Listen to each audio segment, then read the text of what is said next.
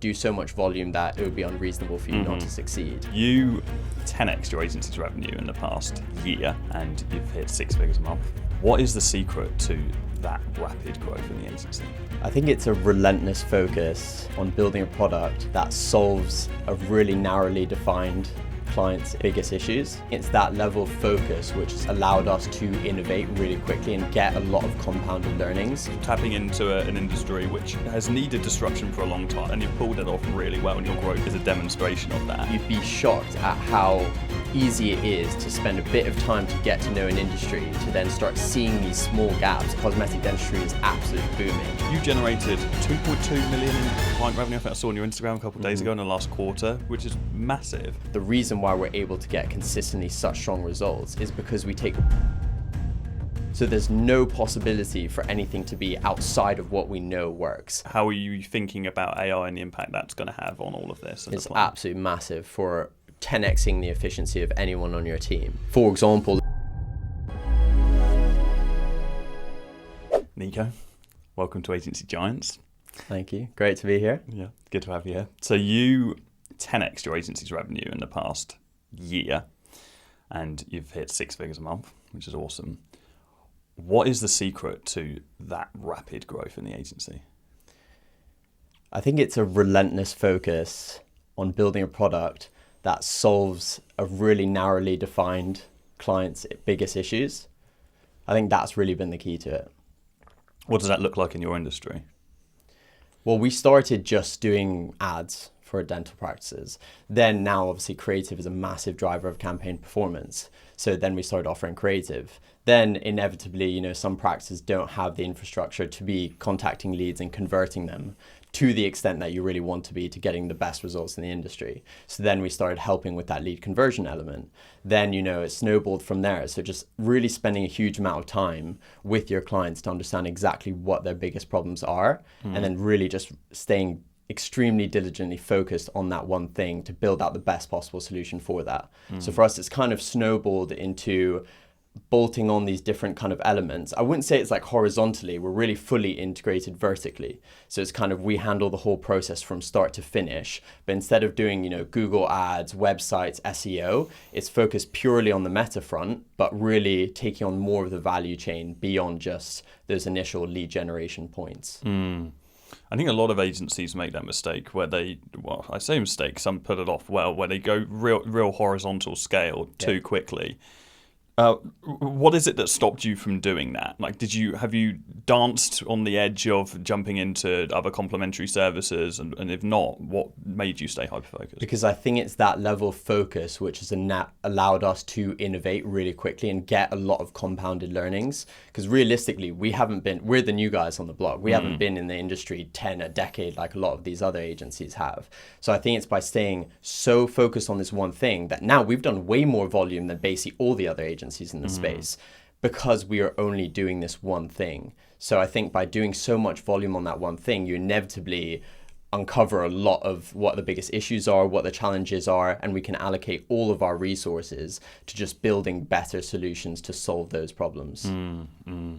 This is interesting, and I want to unpack that because and we'll come on to that shortly. I mean, I think I mentioned this to you before. You say you did New Kid on the Block, or New Guys on the Block. Dental agencies have been around for a long time. Yeah. I have a good friend who has a successful dental agency and messaged me about 6 months ago saying, a lot of our clients are moving on at the moment, and what is the latest strategy on getting dental clients and how we can reach this market? And then in the back of my mind, I'm thinking, I bet this is Nico. Yeah. I think this is Nico. And so I want to explore that today, because I think what you've done is incredible, like tapping into an industry which has needed disruption for a long time. There's been stagnation across the agencies in the space, and so you've pulled it off really well, and your growth is a demonstration of that. Why dental in the first place? Like, what got you into dental marketing? I think it's a really interesting industry because, firstly, the from a fundamentals perspective, like cosmetic dentistry, especially things like Invisalign, like now there's a huge adult market going into, getting these sorts of treatments where it's no longer, just kids getting metal braces. So I think the market is huge and it's growing very, very quickly. Now there's all these other, someone gets Invisalign, then they get composite bonding, whitening goes with it. So the LTV of those customers is really high. If, for example, you're going into like gyms, how much revenue can you drive from each client? Potentially not as high, and also it's really the lifetime value of those clients, right? If you have a gym membership, you have to be a member for 12 months before you start, making huge amounts. And so for dentistry, I think it's really quite high ticket. It's a very resilient sector, coming out of the wake of COVID, being able to be in a sector which is not really going to be going anywhere anytime soon. And it's really evolving significantly. I think one last element of that, like you said, it's so ripe for disruption. It's quite a legacy sector, which means I think every industry has its pros and cons, but one of the ones of dentistry that I think is a big pro is that it's really ripe for disruption from an innovation perspective. Obviously, Meta ads everyone is running ads now. Now it's really a game of, okay, can you be taking on more of the value chain to be solving bigger problems for these dental practices? Now we're moving a lot into the software and data side because we're seeing a big opportunity there. So I think there's lots of opportunities like that to just develop bigger and bigger solutions. You describe yourself as a complete patient acquisition partner. Yeah. What does that mean for your clients? For our clients, it means we take on way more of the process of getting patients in the chair, because I think there's lots of dental marketing agencies out there that are doing lead gen, and that's fine if your only issue is really just running ads. But many of these dental practices, they might think that it's just this one problem that they have, but really they need each of those systems to be dialed in order to get the best results. Now, can you get, some decent results just having some external vendor doing lead gen? Probably. But for us, there's so much inefficiency by having each of those different stages not communicating with one another. For example, if you're running ads and generating leads, but then the people calling those leads aren't feeding back data back to inform the ads, there's a lot of inefficiency there. Same on the creative front. So let's say they have an in-house videographer or even an internal marketing team. They're just producing content without knowing what's actually driving results.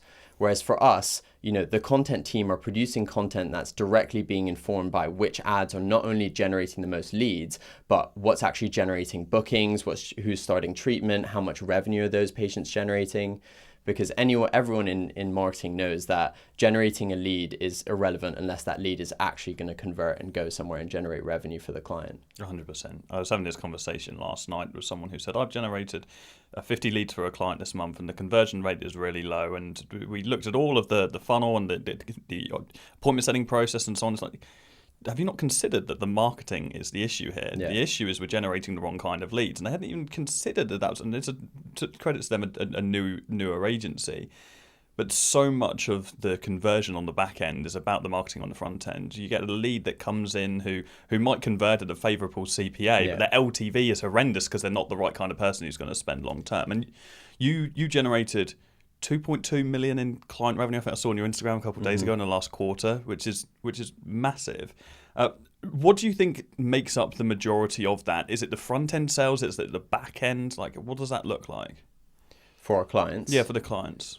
What do you mean? Is it the front end sales? Is it the sales you're making on the front end from your ads, and so you're generating leads for, let's say, Invisalign, or is it really the majority of client revenues coming from the back end LTV ascension? I think given the nature of cosmetic dentistry, so let's say if I were to get some sort of big cosmetic treatment, I wouldn't necessarily be going to my local dentist. Given that I'm going to spend thousands of pounds on this treatment, I'm going to evaluate my options that are potentially further away. So I think with these cosmetic treatments, it's very often mostly that front end revenue that's generated for them, because if I'm going to go get veneers at this best dentist in the UK, I'm not necessarily going to be going there for my general dentistry. A lot of our clients, a big portion of their revenue is majority cosmetic, big high ticket treatments. It's interesting because I'm speaking to a lot of these practice owners really trying to understand what is the best kind of model? Is it being, stacking your diaries with really high ticket cosmetic cases, or is it having that underlying, general dentistry base of patients coming through? And there is quite a mixed consensus on that. Right now, cosmetic dentistry is absolutely booming. So that's why I'm speaking to some of these guys who've been around for the last 10 years, and they seem to have a little bit of the perception of it's almost like a risk mitigation measure to have kind of that underlying base of general dentistry. But if you're looking at like revenue per hour, obviously these cosmetic clients of ours that are just absolutely taking off in the last few years, it's because their diaries are just packed with high ticket cosmetic cases. Are the majority of the clients you're working with already working with an agency when you start working with them? And if yes, what are the main problems that they're facing with the other agencies that you're kind of coming at differently? Definitely. All of our clients are already running ads realistically. And it's interesting because it's not an issue for us if the client isn't running ads. But when we looked at all of our best clients, every single one was already spending money on ads. So now it's almost a qualification criteria. If you're not already running ads, we're probably realistically not the best agency for you. And what the biggest issues tend to be around lead quality is the biggest issue if you had to boil it down. Now, why is lead quality an issue? It could be a multitude of different factors. Could be creative being weak. And the messaging in those ads. It's very common to have, hook of the video, £1,000, save £1,000 on Invisalign, and just super hardcore discount focused ads. Works if you're very, competitive on the price front. A lot of our clients don't tend to be, that's not their positioning at all. They're always a lot more expensive than the competition. So our ads are much more value led.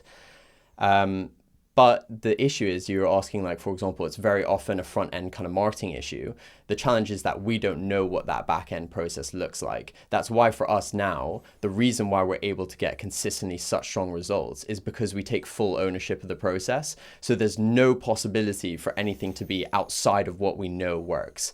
And there are pros and cons to that. It means that our ICP is so narrowly defined and we're not the right fit. I spoke to a killer group of practices the other day, literally would be amazing, but for us, we have to have full control of the process. We won't separate out our service into different pieces. So it didn't fit for them because they had an internal sales team that they had invested a huge amount in. So we're not going to be doing their kind of lead conversion sales for them.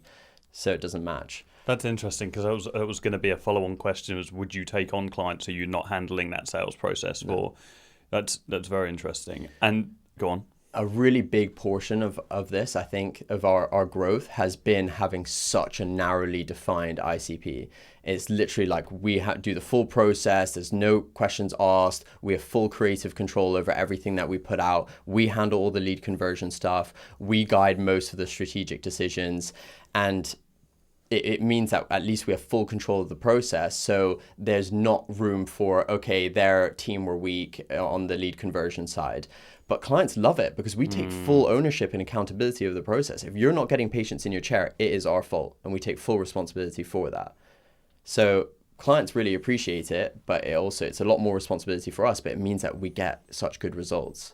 That's the ultimate situation as an established agency who knows what their worth is and what they can achieve. Yeah. Was that a hard transition getting to that point and having clients buy into the idea of you taking over that process that they've had a secretary, Sandra, has been sat there doing it for the past 10 years, Actually, we did it from so early on. I've only ever, my first ever client was the only one who was ever lead gen only. Since then, every single one we do the full process. Nice. So, and we really just stuck to that. I think, classic, entrepreneur shiny object syndrome, it's really just been on my mind, like consistently, like stay focused and don't do anything like outside of what we want to keep doing and what's driving results right now. Nice. But it's a hard balance because you want to be innovating at the same time. I think it's that relentless focus on innovation that really drives agencies forward because that's why you have a legacy industry, because everyone kind of stagnates and stops innovating.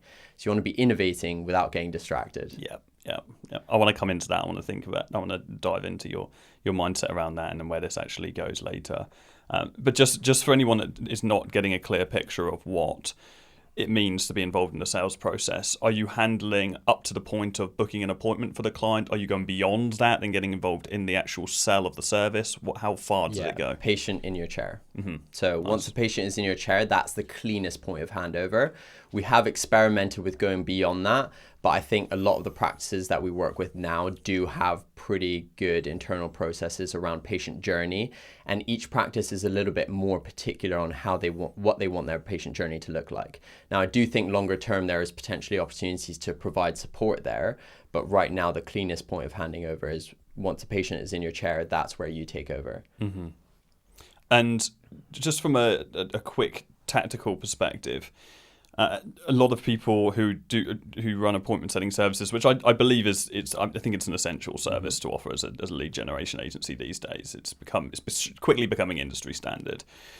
A lot of people don't struggle with necessarily booking appointments, but do struggle with that show up and actually that final kind of delivery. Do you have any tactics that you can give on getting or ensuring the show up to the bum on the chair after the commitment? Yeah, definitely. We take deposits for all the consultations. I think it's really making patients understand the value of that consult, because I think, industry standard, at least in dentistry, is a lot of free consultations, which really, from a patient perspective, might diminish the value of that consultation, or at least the perceived, what that dentist time is worth, which is significant. And so I think really educating patients on what they're going to get out of that consultation, and then they're paying deposits, means that show-up rates are pretty strong. Nice. So the consultation isn't being positioned as a free consultation? We do the different models. Either you can have deposits which are deducted from cost of treatment, refundable deposits upon attendance. So provided they attend, that will be refunded to them. Majority are that latter, but some do deduct it from cost of treatment, and some do just do straight up paid consults. Nice. But what's interesting now is once you really have clear data across the whole funnel, you can start tweaking these variables and split testing across a number of your different practices and seeing, okay, what happens if we move from deposit refundable upon attendance to deducted from cost of treatment? All the metrics moved in the directions we thought they would. So your cost per booking is going to increase, meaning you're getting fewer bookings in, but attendance and conversion rate do increase. But we found that the increase in attendance and conversion rate was not strong enough to justify the increase in cost of per booking from that.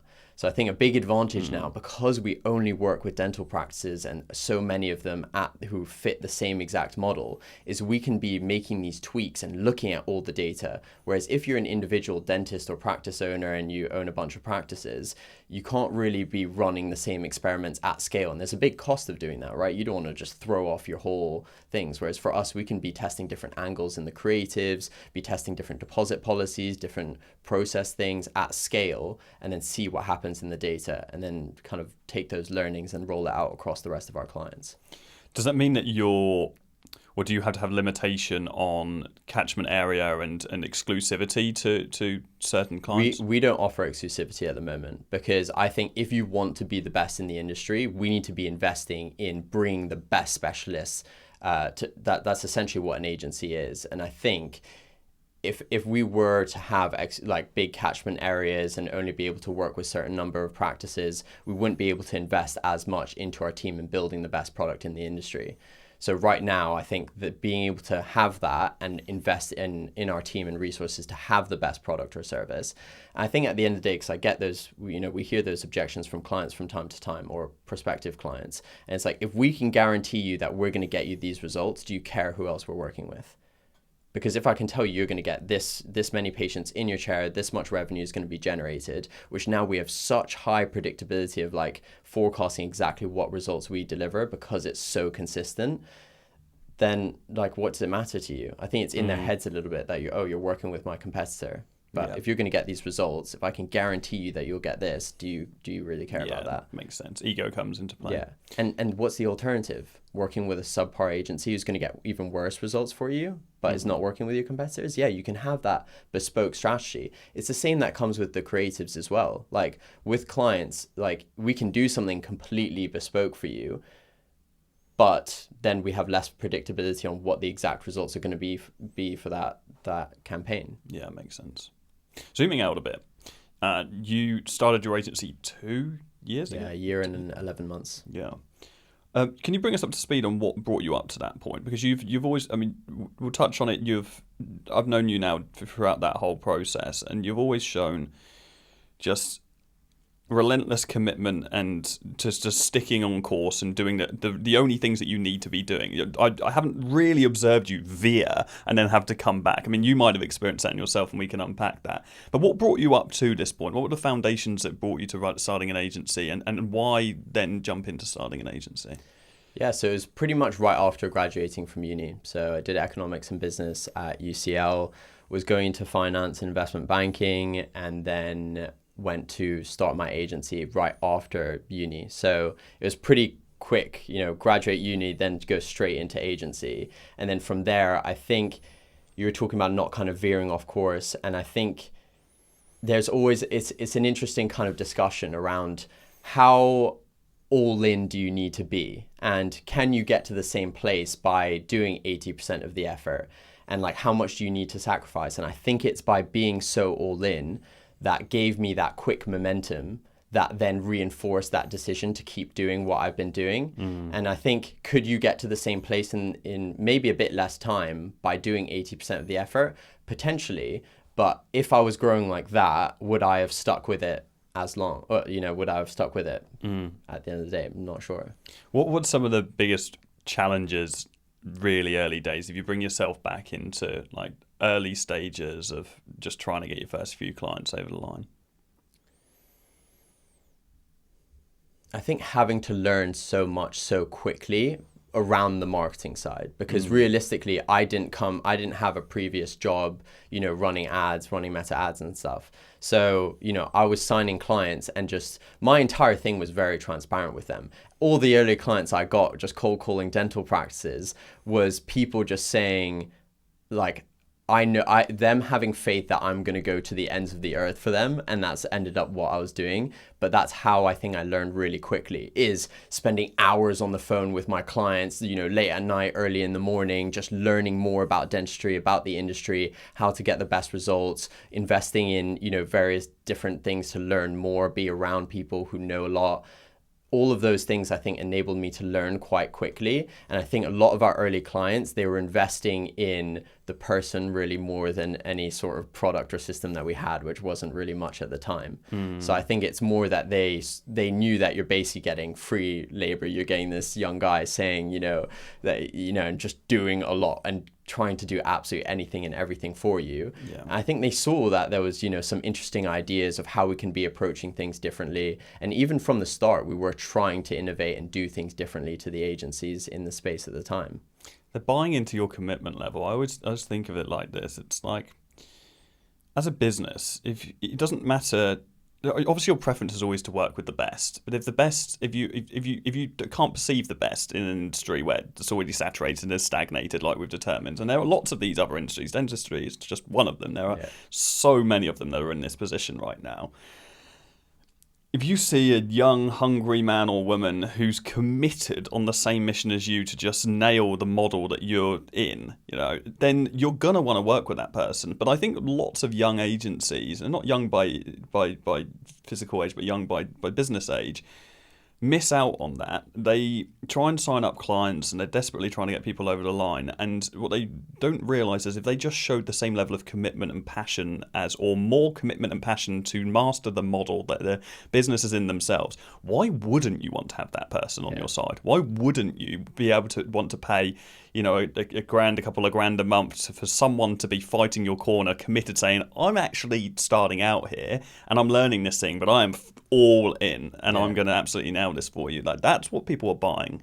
I couldn't agree more. And I think a lot of people will look, including myself, will look at these industries. Dentistry, what a massive, big industry, been around for the test of time.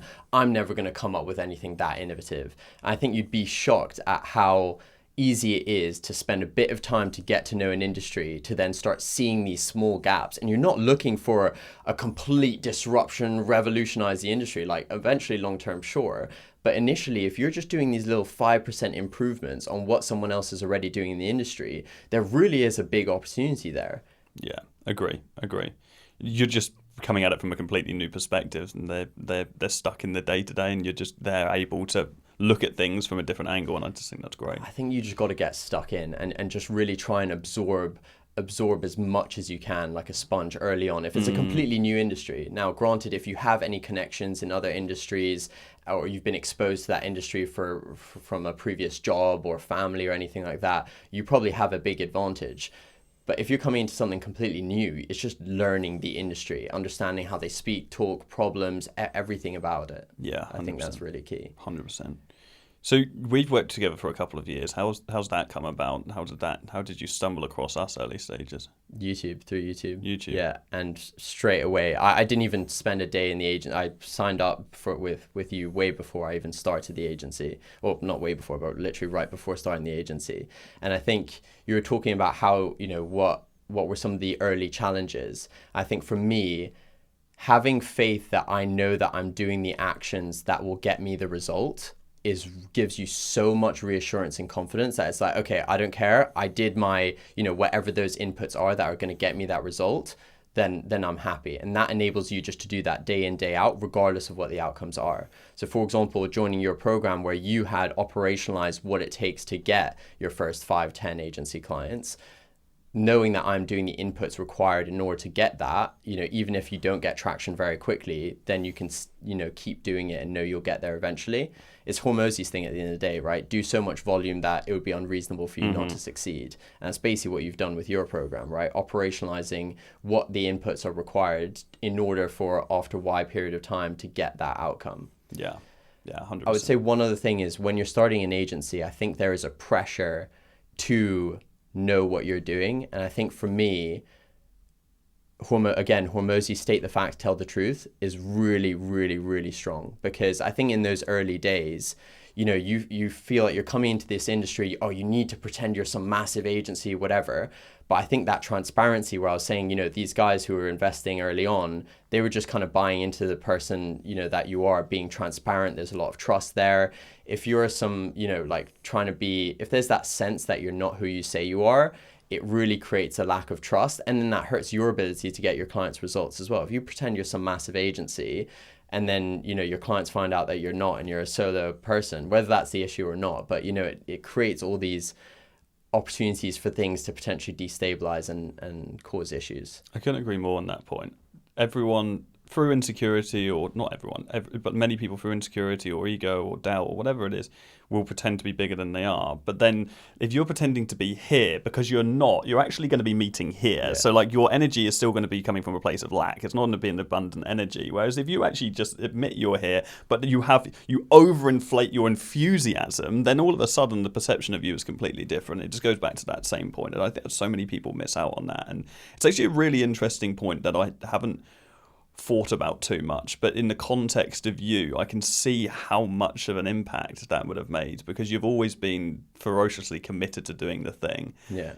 I think clients also really buy into Dentology's growth. So if you pretend you're, at a 100 immediately, a lot of our clients are so bought into Dentology and the journey that we've been on. And everyone, even team members, every single person, team members, clients, everyone laughs looking back on how quickly things have changed and what it looks like now versus even 3 months ago, 6 months ago, 9 months ago. And I think that momentum is so key, because I think that's what drives our team so much, in that everyone is so bought into Dentology and the journey and the mission that we're on. And I think that comes from the momentum that we're having. As I kind of alluded to earlier, from a personal standpoint, if we weren't having that kind of growth, would I have stuck with it? Probably, but who knows, it might have been harder to do so.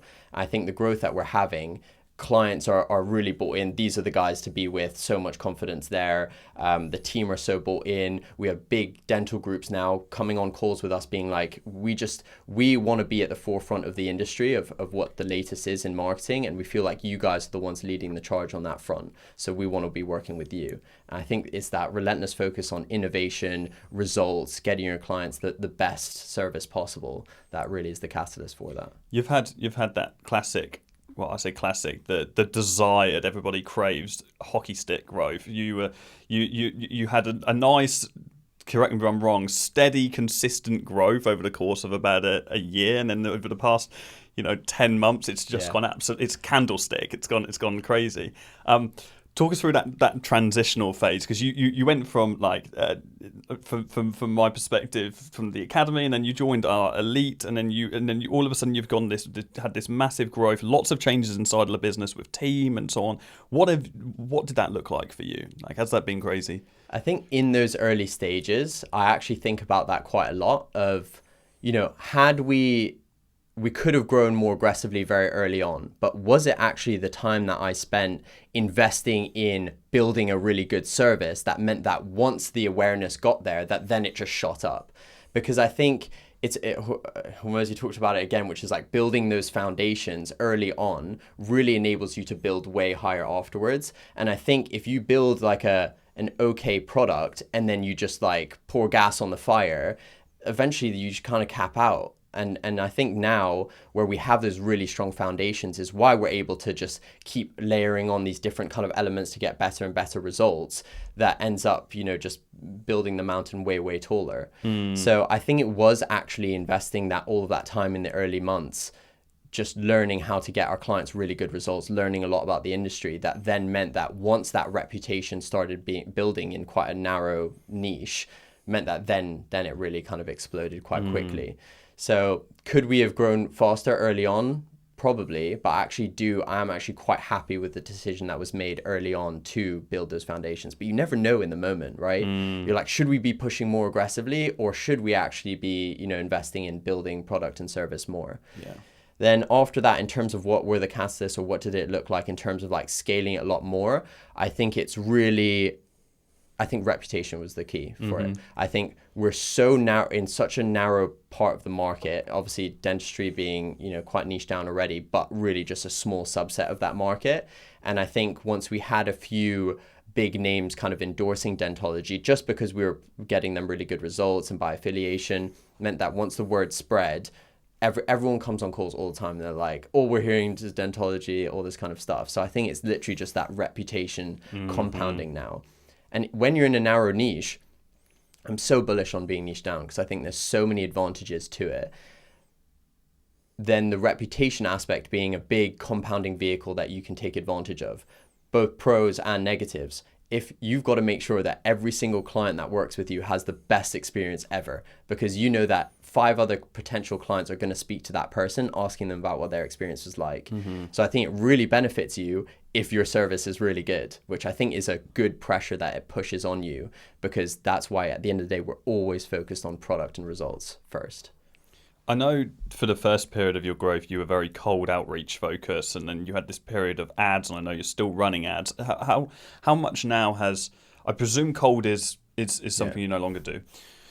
How much now has ads, I suppose the question is, was ads rocket fuel to the fire that propelled you forward, and is now momentum gaining from referral, or is ads still very much the forefront of I think ads is 100% the just multiplier effect on the reputation bit. I think we had strong reputation, but the reach was so limited because we didn't have like a huge organic presence, or just people didn't know who we were. Then when you start advertising, but the foundation is built on really robust results, good client testimonials, big names in the industry, like saying that you're who you say you are and you're getting good results for them, that is really the catalyst for it really taking off quite quickly. But our ad spend is negligible. We really don't spend that much on ads. Now it's like, now with the multi-month wait list, we're really, really extremely selective on who we onboard now. Nice. Because there's so much opportunity for us now to scale our existing clients rather than signing on more. Like when we have big groups with dozens of practices, rolling out across their whole portfolio of practices is way more valuable and interesting than, signing on 20 more clients. Yeah.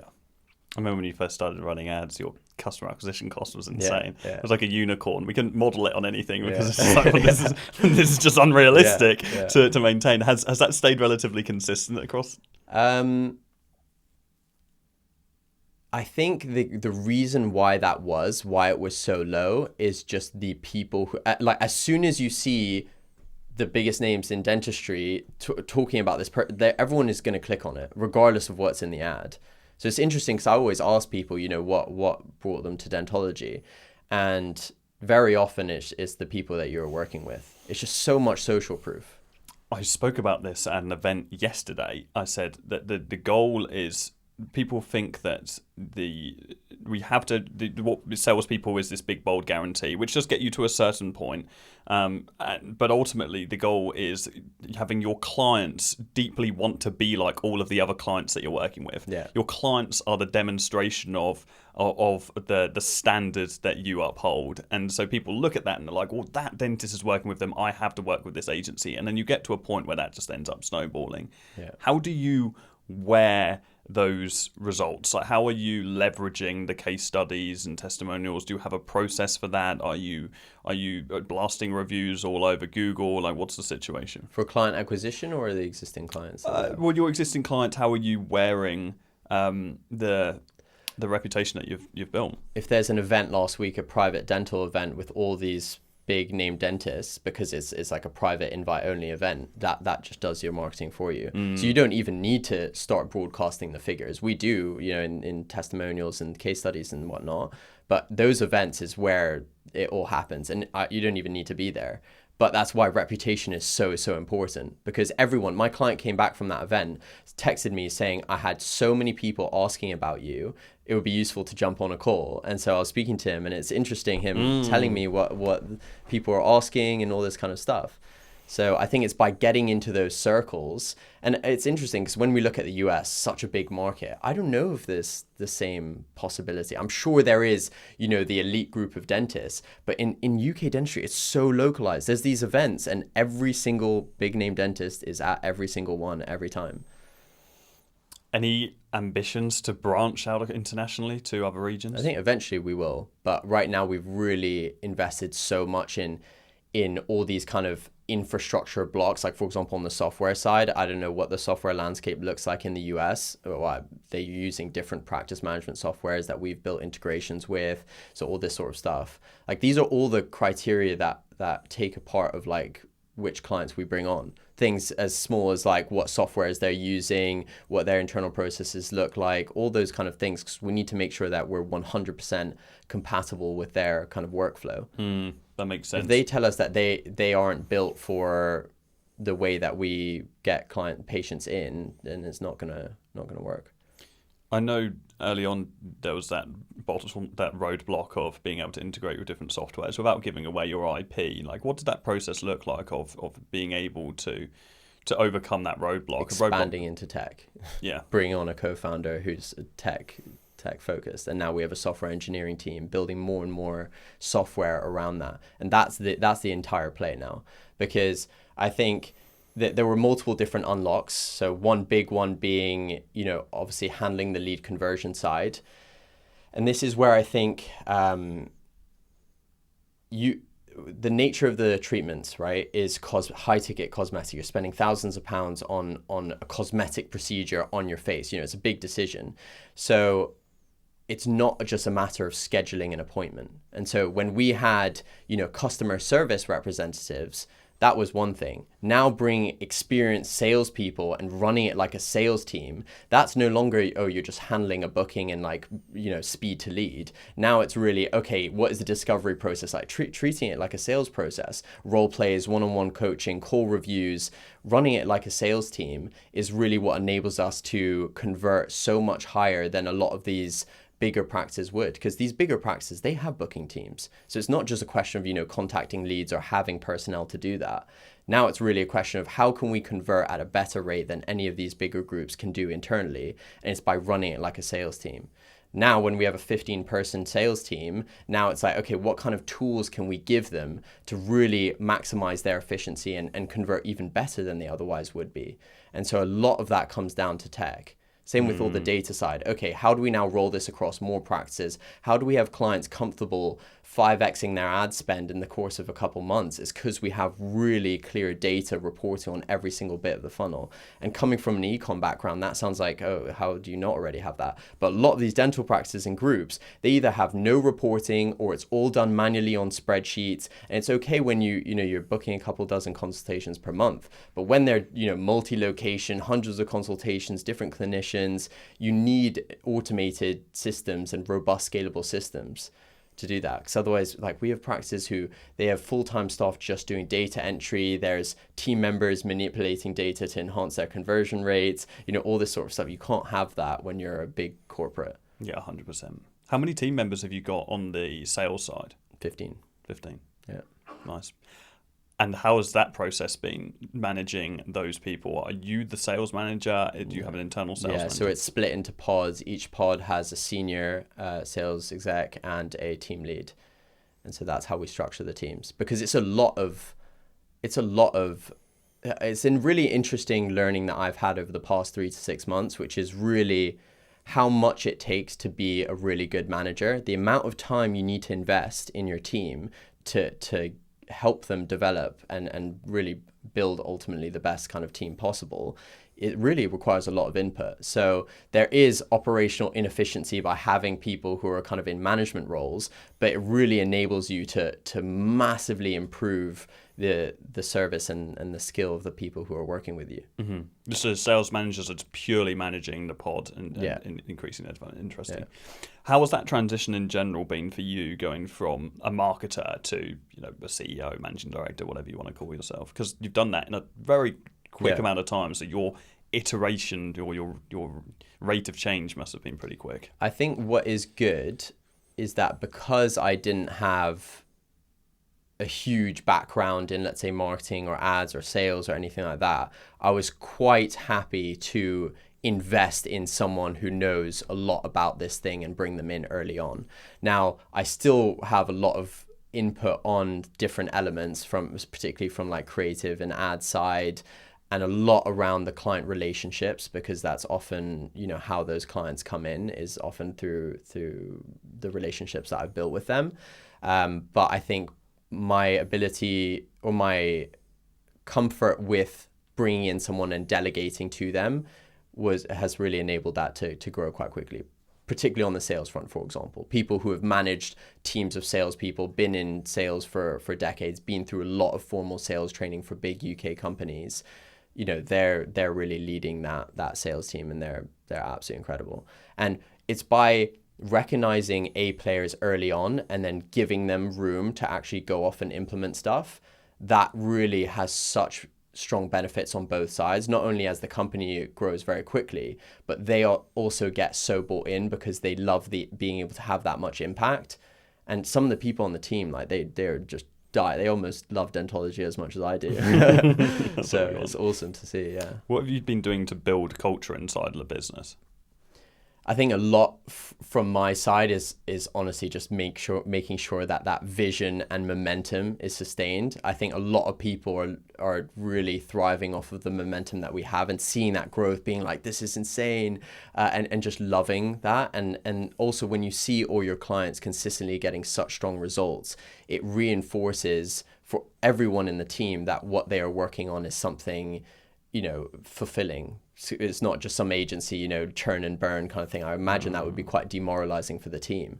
But if everyone that is working with Dentology is getting really consistently good results to the extent that they're, talking about it at these events and things, and everyone is coming on, we have multi-month wait list, all these things really build that culture of, we're building something special. And I think people really get bought into that. Yeah, I love that. They're just clinging onto the rocket ship and glad to be, but it's awesome. Fully a team effort, as in everyone is driving so much impact that it really, that's the thing with being end to end, is like the ads will not perform if those leads aren't being converted afterwards. So every team is really working together.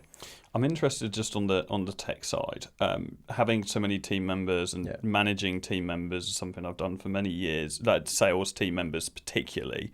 How are you running internal tracking systems? So you created custom internal KPI tracking systems to measure the success? Are you leaderboarding appointment setters and so on? What does that look like? Can you paint a picture? Yeah, so all of those things, from like pods competing, friendly competition, even sales execs competing against one another. Even those small things are things that like dental practices are not going to be doing with their booking teams. And obviously, and same like having them working on, commission structures and all that kind of stuff really helps build, the people really pushing for results. And from a tracking perspective, everything is dentology now in terms of like all the data systems that we use. Everything is housed in dentology.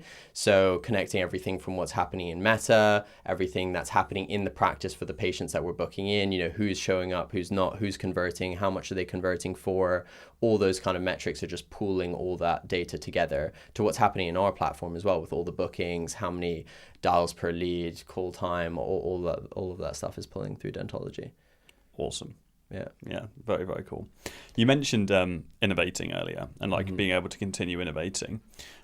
What areas are you looking to expand into as you grow? What is your general mindset surrounding as well keeping focused on the task at hand and not spreading yourself too thin? It'd be so easy in your position to stack on Google Ads or do some organic as well for the company. So what is your general mindset around innovation yet remaining focused? I think it all stems from the clients and their problems. And now that we're working with a lot more enterprise level clients, really digging into their problems is a lot around this kind of back-end infrastructure and ops side of things. So that's where the data really becomes a really big component, is having scalable systems for patient acquisition. Because what a patient acquisition system looks like for a single location practice will not cut it at when you have 50 practices. And a lot of the practices that we work with that are growing very, very quickly and adding on lots of different locations, their issues is really around scalability of that infrastructure. Like, for example, they can track things on spreadsheets, but then when you have full-time staff who are only doing data entry, it becomes inefficient. They start having data gaps, issues like that. Their booking teams, we've spoken with practices who have 14 full-time staff just calling leads. There's a lot of inefficiency that's created there. So all of these different issues, it's building out infrastructure that a client can sign on with us. And then when they open, we have a client who's opening 3 more practices in the next couple of months by the end of the year. They don't have any issues around or have to really think about, okay, what bottlenecks are going to be caused on the patient acquisition side from this. They just tell us, we're opening these practices on these dates. You guys handle it. And then we will take care of that. So a lot around what we're investing in is building that infrastructure that will enable them to scale completely hands-free, where we're taking on all the burden of managing the lead. Okay, if we're taking on this much more ad spend, how much more creatives are we going to need per month? All of that, it needs to be baked into our system. As you move more and more up market, have you considered what that means for I don't want to call it the bottom end of the market, but the smaller practices? Will you look to create a separate solution for those agencies? Will you build for those practices, build partner agency or even a downsell agency yourself? Have you? Eventually, yeah, I think so. I think right now there's still so much we can be doing for our existing clients. That's why we're so selective of the clients that we bring on, and we're not in a rush to bring people on, that sort of stuff, because we have so many of these big clients who are just like doubling that ad spend, are just like keen to just keep scaling a lot more aggressively with us, that there's so much more opportunity for us digging deeper on our existing clients than necessarily bringing tons of new ones on. So now it's really making sure that anyone who comes on is really like, we genuinely want to partner with you and invest in you for the next, foreseeable future. How are you handling the wait list in general and managing expectations on that side of things? Yeah, I think when we bring on clients, we always tell them, so we manage all our launch slots like well in advance. And so I tell clients, even like when we're even in the early discussions, everyone knows that we're kind of operating the wait list. And anyway, a lot of these bigger groups, it's not like, okay, one day to the next, suddenly you're going to launch ads with them. So there's often a lot that needs to be done on their side, especially given how deep we go with them. There is a lot of build out that is involved in doing our service because of all the integrations. Okay, we're going to be taking on a lot of the patient journey. We need to know everything about your practice inside out, train our team on all of that. So there is a lot that goes into it. So very often, it's not like a deal breaker for them that there is that wait list. But yeah, they're aware that we operate it, and so if we tell the client we're our next slot when we would be able to launch use in 2 months' time, it's not the end of the world. Yeah, makes sense. It's great for positioning as well. They're Yeah. gagging for it by the time they get on. Awesome. You call yourself a partner a lot. Have you, and you talk about getting really deep into the industry, just completely embedded into it. How far does that go, and have you been tempted to or had offers to actually fully partner with a dentistry in the sense of taking equity in the company and being an extension of it? Yeah, there have been discussions around it. I think the partner positioning is really because a lot of what we do, because we have quite a lot of deep industry expertise now, is it's almost a consultative approach as well. There is an element of like strategic advisory that's going into the service as well. So I really don't think, unlike a lot of other lead gen agencies, which are kind of more seen as like an external vendor who, you're having your monthly report from, it's a lot more in the trenches with them, or actually we're more the ones in the trenches, and then we're kind of keeping them up to speed with what's going on. So that's more why the positioning is kind of like a partner approach, because it's really, we're bolting on our team onto what you're doing currently. We're basically your whole marketing and sales team pretty much. And then in terms of taking equity in practices, I think the next couple of years is really going to be building out more infrastructure around software and really building on more into this patient acquisition system. And then whether we roll it out to people at different stages as well, or expand geographically, that's probably on the horizon as well. As in license for people to run it themselves? Yeah. If we build the system, but a lot of our growth in terms of the product development, I think, comes because we are the users of the product. The Dentology app and the whole platform that we've built, no clients, they use it for like reporting and stuff, but we're the ones using the platform in terms of like all the sales and everything going on there. So the feedback loop is so fast. I think if we were purely a SaaS and we're trying to build out this platform and we had to constantly speak to our clients to try and learn about what they're liking and what they're not liking, what features we should build, the feedback loop would be much slower. But because we're building it for ourselves, it's an internal tool, means that feedback loop is so fast where we're all contributing to the product development. There's another element of that I think the team will really enjoy, is they're guiding the product development too. They're saying, oh, it'd be amazing to have this feature. The ads team are saying they want this and this. The whole platform is being informed by everyone on the team, all the departments. Love that. Dentology.ai, we were talking about software and tech. Yeah. How are you thinking about AI and the impact that's going to have on all of this? It's absolutely massive for 10xing the efficiency of anyone on your team. For example, let's talk about the management. Like as a sales manager, how much time do you spend listening to calls and doing this sort of stuff? Especially when you're working with enterprise, clients, and you're booking hundreds of consultations per month for them. You need really robust quality control in place too. So if you can have AI automatically transcribing every single call, flagging key things that might need review from a manager, guiding your team on how they can be doing better, like all of these small things just add a lot of efficiency on that, adds the scalability. And I think a lot of clients or practices or other agencies might look at what we're doing and think that it's a lot easier than it is, because they don't realize that there's so much underlying tech that makes it possible. But if you were manually appointment setting for people, logging into their platforms and all this stuff manually, you would never, I think it would be extremely challenging to do it profitably at scale, at a big level. Whereas everything that we do is all in our platform, and it's automatically connecting to all of their softwares, irrespective of which softwares they're using. We've built integrations with all the big ones. So an agency like yours is always going to be at a competitive advantage with something like AI, because the output of AI is only as good as the input. Your input is the mass of data that you're collecting from working with the same industry over time, and so it's going to be powerful. That data piece is massive. Like I was talking about, being able to split test things at scale across lots of different practices and seeing what variables change and is that consistent across all of the practices. It really means that you house a lot of kind of learnings on best practices in the industry.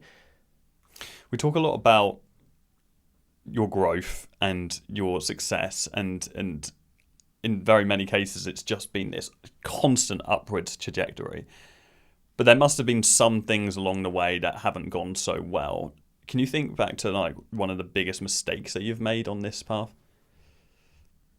One of the biggest mistakes that we've made.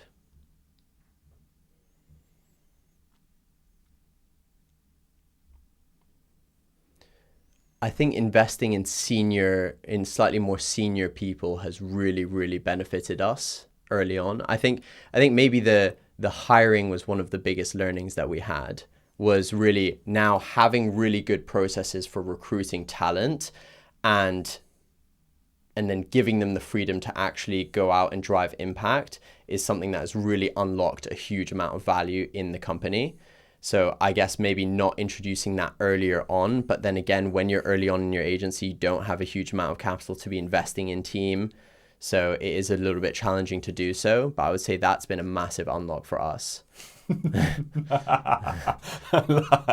I think as you grow as well. I love how your biggest mistake is actually a win, because there's no point in doing anything differently, and what a wonderful position to be in. Yeah, I mean, ideally you hire. The thing is, when you hire early, I think it's investing a lot of time into your team to get them to replicate what you want to be doing, or the level of output that you want to be doing. Yeah, it's huge. Yeah.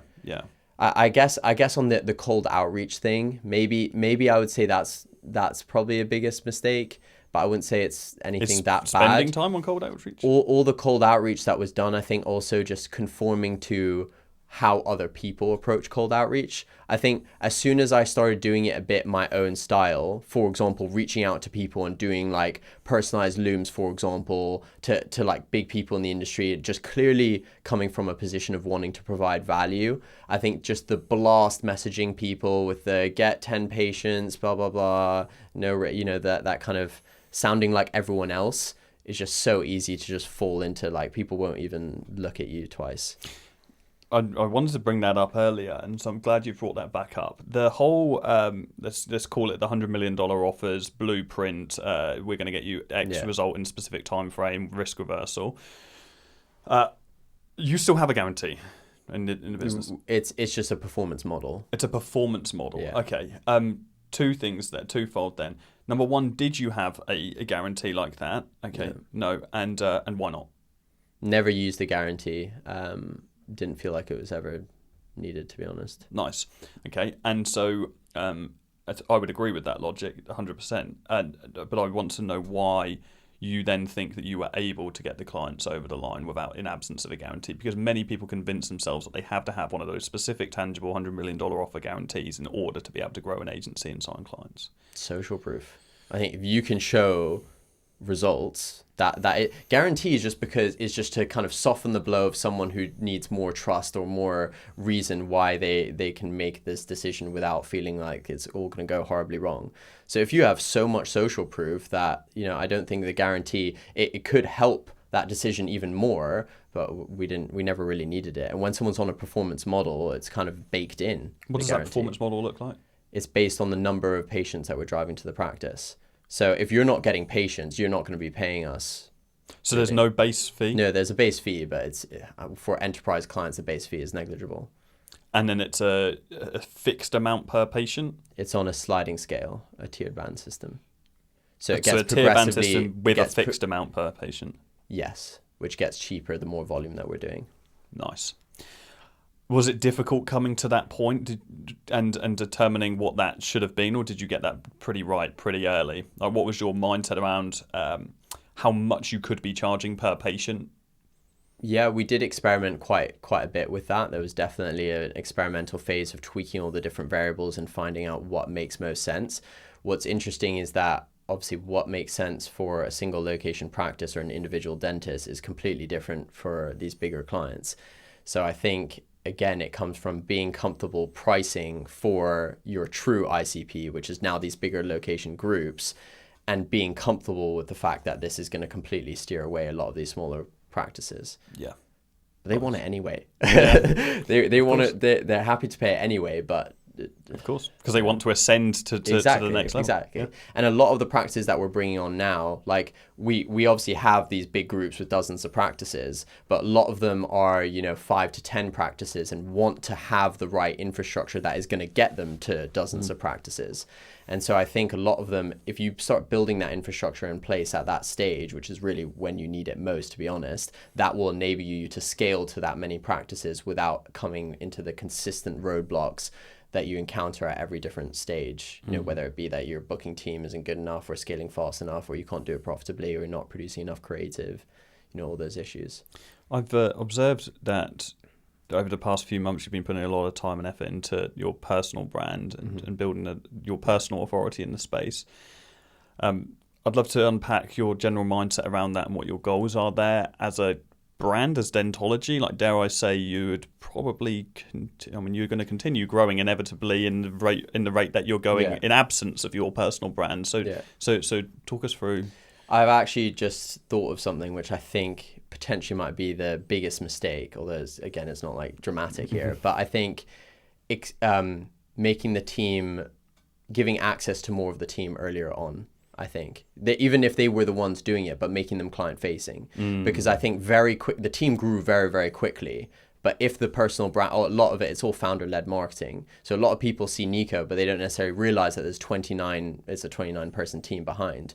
And so I think now a lot of our team are kind of client facing, and then people now really appreciate that there is a lot more manpower behind what's going into the system. So I think that has definitely unlocked a lot, and it allowed me to delegate a little bit more. If you need to be guiding every single query, then you're a bit more limited as a founder. But to answer your question about the personal brand, I think that's massive, especially given where we want to be in the industry in terms of like really just at the forefront of the industry, driving kind of opinions on where the industry is going and things like that from a marketing perspective and patient acquisition perspective. So I think that really comes from building personal brand. Now, again, there is a little bit of this, like, do you build personal brand around the founder or do you build the brand around the agency? And so I don't know. I think a lot of people do buy into a personal brand a lot more than they would a business. So that's why I'm building personal brand. However, I think there are pros and cons to it as well. I think building the personal brand is fine, but a lot of what I need to be doing now is being at all of those events and getting that client face time as well, because when you have account managers in place, you're not speaking to clients quite as much. Whereas if I can be at those events, then I'm speaking to clients in those kind of forums as well. Maybe hosting some as well in the future. Yeah, definitely. Very nice. Talking of the future, where do you see Dentology going long term? Like, what is the long term vision here? Yeah, I think it's building a lot more on the software and infrastructure side of things. So it's a lot more around enterprise infrastructure rather than just, a marketing agency. I think a lot of what we're doing around the software side is delivering a lot more value to these bigger clients and really solving the problems that they have. So I think we're definitely going to continue investing a lot more there, working with all these big dental groups in the UK, really guiding that change as well, being at the forefront of that, continuing to innovate on that front, and then potentially longer term expanding into international markets will probably be on the table too. Nice. Or whether we're also introducing levels of service that are more use our licensing access to our system basically. And what do you get out of this? Like, is this cash flow? Is this a future exit? Like, what is Nico working towards? Right now, more from a personal perspective, I'm just loving all of these different challenges that you face at different levels of entrepreneurship. And it's changing so rapidly now that it is so challenging, and I'm loving those challenges that you encounter these issues. You need to upskill yourself to be able to solve these problems, and then boom, it changes the next couple months. And so I'm loving that kind of cycle of personal development that I feel that I'm gaining out of it. Then on the agency side, I think building team personally for me is incredibly fulfilling, of having people who are actually loving what we're doing, and equally clients as well, loving, what they're getting out of Dentology and helping them build their businesses. In terms of longer term, what that looks like, I think we will be building more and more around, the whole kind of system as a whole, software side being a big component of that. Whether that spins off into something else on the software side, that could be potentially feasible, but it will very likely be as in like staying in the dental sector and really guiding change on that front. Nice. Alongside Luca as well, being a huge component of that too. Yeah. That's been a game changer. That's been so fun. Awesome. Working with your brother. Yeah. Yeah. What's it like working with family? It's awesome. I love it. I absolutely love it because I think we have such complementary skill sets. Like, I'm so fortunate as well to have a brother, like a technical co-founder who's my brother. I think it's quite difficult if you want to start a software company. It's incredibly hard to find a founder that you want to partner with for your career. Really, it's a massive decision, and to have all that trust there. So I think for me, I'm incredibly grateful and fortunate to be in that position. I think we have very complementary skill sets, and it's just been really fun building with someone as well. Yeah, so it's been really cool. That's awesome, man. Yeah, and he's all in. He's all in. He's all in. Yeah, that's so nice. That's an exciting opportunity to be able to bring your family into the business as well. I had to follow on off the back of that of working with Luca. Hold that. Looking in the short term, we're talking 6-12 months maximum. What are the current bottlenecks? Like, what are you trying to overcome at the moment? A lot is around ops and systems, just because we scaled the team very, very quickly. So whilst it's all fine, I think we could be I think it's the right time to be professionalizing the business a lot in those. So for example, introducing a lot more progression roadmaps, formalizing culture things, a lot around also financial, client level P&Ls, or, all these time to value checkpoints, tracking all those KPIs, all those sorts of more operational things. I think it's the right time to be investing in those and get another really solid layer of foundation in before we go for another aggressive period of growth. I think obviously the last 3-4 months were just absolutely explosive. So I think now just taking another moment to kind of slow things down slightly, just because we have so many clients who want to be scaling their spend so much more, that I think it's the right time to be kind of focusing on those aspects now. Nice. I want to jump into some quick lessons for agency owners. Mm-hmm. Starting with like what you think is in going through this period of growth and getting to the point where you're at, which is kind of the dream goal for many people, although you're just starting really. Like, as far as the beginning, this is just the beginning of where this is going, and you're on an absolute rocket ship. It's just incredible to see. What do you think is the biggest misconception when it comes to agency success? That you need to follow some sort of playbook. I think, then again, in those early stages, I really liked following something that would get me those early results, but I think also leaning into you as a person and what your advantages are. Like, for example, when we're talking about the outreach, like just conforming to the ways that other people do outreach rather than leaning into yourself. So for example, when I started going on site to every single meeting, I'd go to the practice. I did that for ages. I was going to every single content shoot across the country just to go spend time with the clients. And really, that I think they really appreciated. So I think leaning into those sorts of bits of what you think you should be doing that can drive growth for yourself and kind of the business, rather than necessarily saying that this is the only way to do it. I need to do what everyone else is doing. You're the ultimate demonstration of that. In a market full of agencies doing the same thing as each other, all copying each other, you've broken out of that. Following a playbook is great for getting you off the ground, and then you have to figure out your own path in business. I completely agree. I just remembered the question that I wanted to ask you, and that's: do you have an office? Are you physical office based, or are you a virtual international company? And what is your general mindset surrounding that?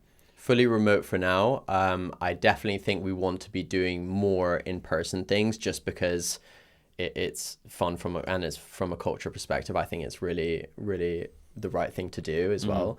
But yeah, fully remote for now. And more of a hybrid approach is what your desire would be, right? Or would you, if you were to go back, would you go physical from day one? No, I think remote has been amazing for us, especially in those early phases. So I definitely think fully remote and for the foreseeable future, but I still think there's a place to be doing in-person events, even if it's not just every day, working with your team in an office. Nice. I think it's nice to do when you really want. There's like elements of professionalizing the company. You know, when you're at that stage, I think having those sorts of events and things that you're supposed to do. Yeah, really nice. People like physical presence. Yeah, exactly. But also, you are the new age of agency, and so why wouldn't you benefit from having that hybridized approach? Having that, I think that's one thing that we realized in the agency. We were virtual forever until a couple of years ago when we decided to get that workshop in Sheffield, which is now a content warehouse. And it's nice to have that base, and everyone can go there. And on Black Friday, 7 days we're in a Black Friday lock-in. We're flying people in internationally, and we're just locking in the office. It's going to be awesome, and countdowns and timers on client revenue and so on. It's wonderful to have that piece, but having the ability to pull out of it and have the hybrid virtual, I think that's the sweet spot. I think from a morale standpoint, like you're talking about, having that team kind of culture all together on site is really nice as well. Now, if you can foster that in a digital kind of setting, then that's great. And we do as much as we can to do that, but I still think it's not quite the same as being in person together. So I think if you can be doing some in-person events, let's say on a quarterly basis, can you Pareto 80-20 it? I don't know, but that's the direction that we'll probably go realistically. Yeah, nice.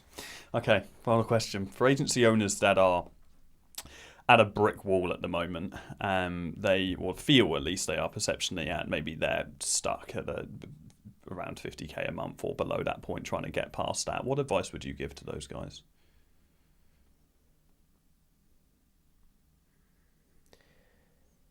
I think pipeline is everything. I think building that demand was completely transformative for Dentology, because once we had that demand, you can really narrow down who your best, what kind of clients you want to serve, and only bring on the clients that you can deliver the best results to.